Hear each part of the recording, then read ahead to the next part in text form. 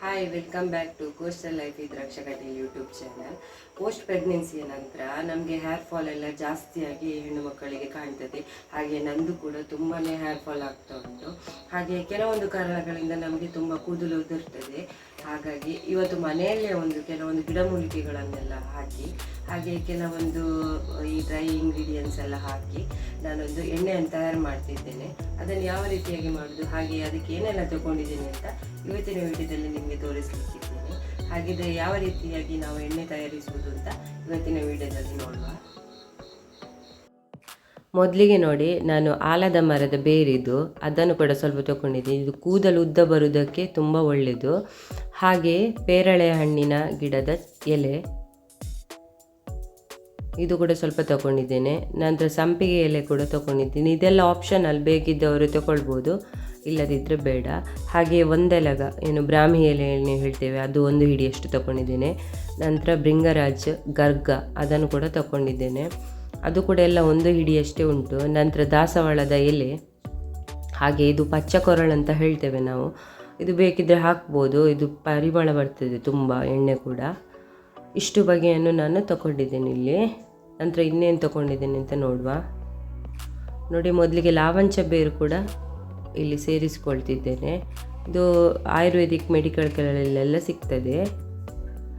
ನಂತರ ಸಣ್ಣ ಗಾತ್ರದ 3 ಈರುಳ್ಳಿಯನ್ನು ತಗೊಂಡಿದ್ದೇನೆ. ಇದರ ಬದಲಿಗೆ ಸಣ್ಣ ಈರುಳ್ಳಿ ಅಂತ ಬರ್ತದೆ, ಅದನ್ನು ಕೂಡ ಸೇರಿಸ್ಕೊಳ್ಬೋದು, ಇಲ್ಲದಿದ್ದರೆ ಈ ರೀತಿಯಾಗಿ ಹಾಕಿ. ನಂತರ ಒಂದು ಸಣ್ಣ ಕಪ್ಪಲ್ಲಿ ಮೆಂತ್ಯ ಬೀಜವನ್ನು ಕೂಡ ತಗೊಂಡಿದ್ದೇನೆ. ಇದನ್ನು ನೆನೆಸಿ ಕೂಡ ಹಾಕ್ಬೋದು, ಹಾಗೆ ಡ್ರೈ ಕೂಡ ಹಾಕ್ಬೋದು. ನಂತರ ಇದು ಕಲೋಂಜಿ ಅಂತ ಹೇಳ್ತೇವೆ, ಬ್ಲ್ಯಾಕ್ ಸೀಡ್ಸ್ ಅಂತ ಹೇಳ್ತೇವೆ, ಇದು ಕೂಡ ಒಂದು ಸಣ್ಣ ಕಪ್ಪಲ್ಲಿ ತಗೊಂಡಿದ್ದೇನೆ. ಇದು ಕೂದಲು ಕಪ್ಪಾಗಲಿಕ್ಕೆ ಕೂಡ ತುಂಬ ಒಳ್ಳೆಯದು. ನಂತರ ಡ್ರೈ ಆಮ್ಲ, ಇದರ ಬದಲಿಗೆ ನಾವು ಹಸಿನೆಲ್ಲಿಕಾಯನ್ನು ಕೂಡ ಹಾಕ್ಬೋದು, ಇದು ಕೂಡ ಒಂದು 10 ಗ್ರಾಮ್ನಷ್ಟು ತಗೊಂಡಿದ್ದೇನೆ. ಹಾಗೆ ಇಲ್ಲಿ ಗುಲಾಬಿ ಹೂವನ್ನು ನಾನು ತಗೊಂಡಿದ್ದೇನೆ, ಯಾಕಂದರೆ ಇದರ ಬದಲಿಗೆ ನಾವು ಯಾವ ಕಲರ್ ಇದು ಕೂಡ ತಗೊಳ್ಬೋದು, ನಾನು ಇದನ್ನೇ ತಗೊಂಡಿದ್ದೇನೆ. ಹಾಗೆ ದಾಸವಾಳ ಹೂವು ಕೂಡ ತಗೊಂಡಿದ್ದೇನೆ. ಇದಿಷ್ಟು ಎಣ್ಣೆ ಬಿಸಿ ಮಾಡಲಿಕ್ಕೆ ಬೇಕಾಗಿರುವ ಇಂಗ್ರೀಡಿಯೆಂಟ್ಸ್ ಆಗಿದೆ.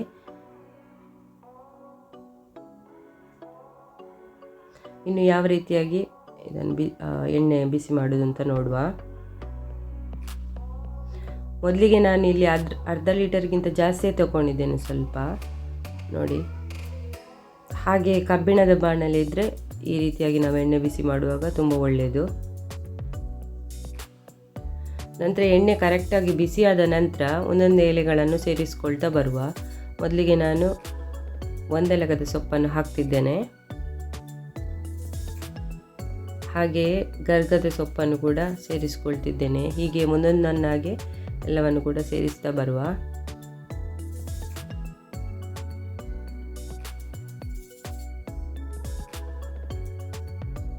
ಇದನ್ನು ಜಜ್ಜಿ ಕೂಡ ಹಾಕ್ಬೋದು ಈ ಸೊಪ್ಪುಗಳನ್ನು, ನಾನಿಲ್ಲಿ ಹಾಕಲಿಲ್ಲ, ಯಾಕಂದರೆ ನಾನು ಎಣ್ಣೆ ಎಲ್ಲ ಕರೆಕ್ಟಾಗಿ ಕುದಿದ ನಂತರ ಇದನ್ನು ಅಂದರೆ ರಾತ್ರಿ ನಾವು ಮಾಡೋದಾದರೆ ಬೆಳಿಗ್ಗೆ ಇದನ್ನು ತೆಗಿಬೋದು, ಆಗ ಎಲ್ಲ ಇದರ ಸತ್ವ ಎಲ್ಲ ಎಳ್ಕೊಳ್ತದೆ ಎಣ್ಣೆಯಲ್ಲಿ. ಹಾಗಾಗಿ ನಾನು ಜಜ್ಜಲಿಲ್ಲ.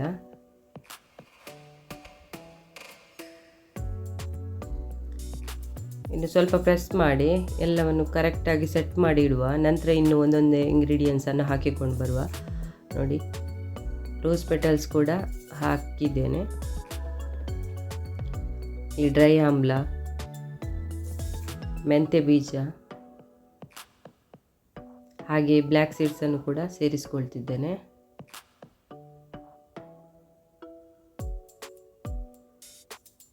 ನಂತರ ಈರುಳ್ಳಿಯನ್ನು ಕೂಡ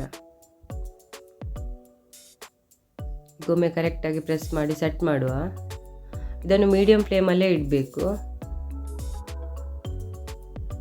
ಹಾಗೆ ಕೊನೆಯದಾಗಿ ಲಾವಂಚ ಬೇರನ್ನು ಕೂಡ ಸೇರಿಸ್ಕೊಳ್ತಿದ್ದೇನೆ.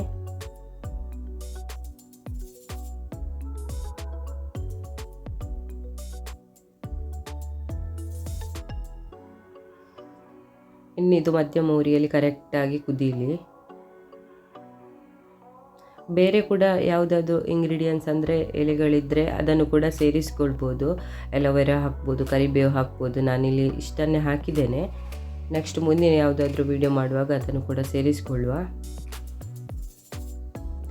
ಇನ್ನು ಇದು ಕರೆಕ್ಟಾಗಿ ಒಂದು 45 ನಿಮಿಷ ಹೀಗೆ ಸಣ್ಣ ಉರಿಯಲ್ಲಿ ಕುದೀತಾ ಬರಲಿ.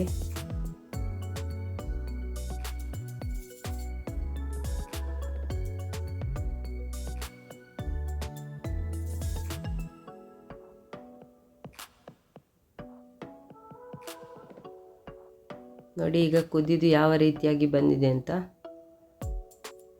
ಕರೆಕ್ಟಾಗಿ ಕುದೀತಾ ಉಂಟು.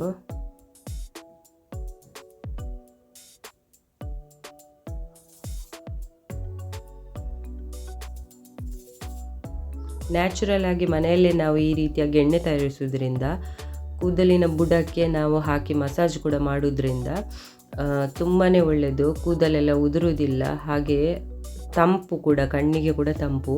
ನಾವು ಈ ರೀತಿಯಾಗಿ ಎಣ್ಣೆಯನ್ನು ಹಾಕಿ ಮಸಾಜ್ ಮಾಡಿ ಒಂದು ದಿನ ಹಾಗೆ ಬಿಟ್ಟು ಮರುದಿವಸ ಸ್ನಾನ ಮಾಡಬೇಕು.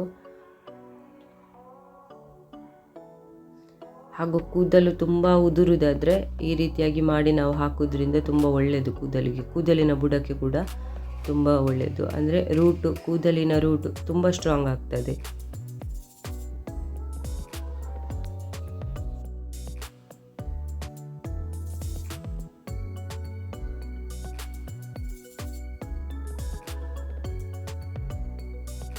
ನೋಡಿ ಈಗ ಯಾವ ರೀತಿಯಾಗಿ ಕುದಿದು ಕರೆಕ್ಟಾಗಿ ಕಲರ್ ಬಿಟ್ಟಿದೆ ಅಂತ. ನೋಡಿ ಗ್ರೀನ್ ಕಲರಿಗೆ ಬಂದಿದೆ ನಮ್ಮದು ಹೇರ್ ಆಯಿಲ್. ನೋಡಿ ಒಂದು 40-45 ನಿಮಿಷ ಮಧ್ಯಮ ಉರಿಯಲ್ಲಿ ಈ ರೀತಿಯಾಗಿ ಕುದಿತಾ ಬರಬೇಕು. ಆಗ ಎಲ್ಲ ಸತ್ವ ಇದ್ರದ್ದು ಎಳ್ಕೊಂಡು ಈ ಕಲರಿಗೆ ತಿರುಗ್ತದೆ. ಇದೀಗ ನಮ್ದು ಆಯಿತು, ಎಣ್ಣೆ ಕೂಡ ರೆಡಿ. ಇದನ್ನೊಂದು ಅಂದರೆ ರಾತ್ರಿ ಮಾಡೋದಾದರೆ ನಾವು ಬೆಳಿಗ್ಗೆ ತನಕ ಹಾಗೆ ಬಿಟ್ಟು ಮರುದಿವಸ ಸೋಸಿಕೊಳ್ಬೇಕು ಬೆಳಿಗ್ಗೆನೆ. ನೋಡಿ ಈ ಕಲರಿಗೆ ಬಂದಿದೆ. ನಾನಿಲ್ಲಿ ಕಡಿಮೆ ಎಣ್ಣೆ ತಗೊಂಡಿದ್ದೇನೆ, ಹಾಗಾಗಿ ನನಗೆ ಇಷ್ಟು ಸಿಕ್ಕಿದೆ. ಜಾಸ್ತಿ ಕೂಡ ಎಣ್ಣೆ ಬಳಸ್ಕೊಳ್ಬೋದು. ನಮಗೆ ಎಷ್ಟು ಬೇಕೋ ಅಷ್ಟು, ಒಂದು ವಾರಕ್ಕೆ ಅಲ್ಲ ಒಂದು 10 ದಿನಕ್ಕೆ ಬೇಕಾಗುವಷ್ಟು ಎಣ್ಣೆಯನ್ನು ನಾವೇ ತಯಾರಿಸಿಕೊಂಡು ಮನೆಯಲ್ಲಿ ಮಾಡೋದ್ರಿಂದ ತುಂಬಾ ಒಳ್ಳೆಯದು. ಈ ವಿಡಿಯೋ ನಿಮಗೆ ಇಷ್ಟವಾದಲ್ಲಿ ನನಗೆ ಒಂದು ಲೈಕ್ ಕೊಡಿ, ಹಾಗೆ ಕಮೆಂಟ್ ಮಾಡೋದನ್ನು ಮರಿಬೇಡಿ.